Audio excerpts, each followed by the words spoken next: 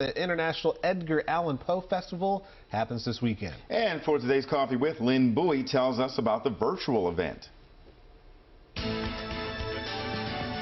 Celebrate the legacy of one of Baltimore's most famous residents. Join Poe Baltimore for a 2-day online event with virtual tours, workshops, and watch parties.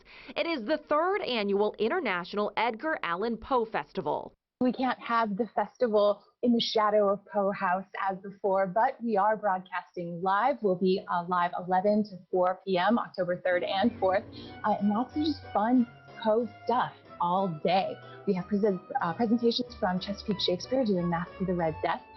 We even have a couple of cooking demonstrations from the American Culinary Federation Greater Baltimore chapter. They'll be making an Edgar Allan Poe boy, and just anything. Love of literature, poetry, Edgar Allan Poe, and of course, kicking off Halloween season. Here is a look at last year's festival. The event is free, but donations are encouraged. Proceeds will benefit the Edgar Allan Poe House and Museum and Poe Baltimore, a nonprofit organization. We are like a lot of other organizations this year. We had to be closed for several months. Earlier this year, took a big hit, and we've missed seeing people at Poe House. So we're open again on a very limited basis, but this festival, being able to keep this program going in the midst of this terrible shadow that's kind of descended on everything is very, very important. And yes, proceeds from the festival and all of the virtual tours do benefit the Edgar Allan Poe House. We keep Poe's chamber door open to visitors both in person and online.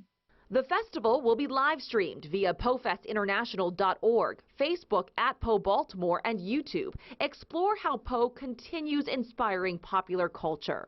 Poe is the father of detective fiction. He's the inventor of detective fiction. So Poe is still with us very much to the present day, and one of the best and greatest American writers in history. Go to PoeFestInternational.org for a schedule of festival events and ticket information. We'll be right back after the break with more news, weather, and traffic.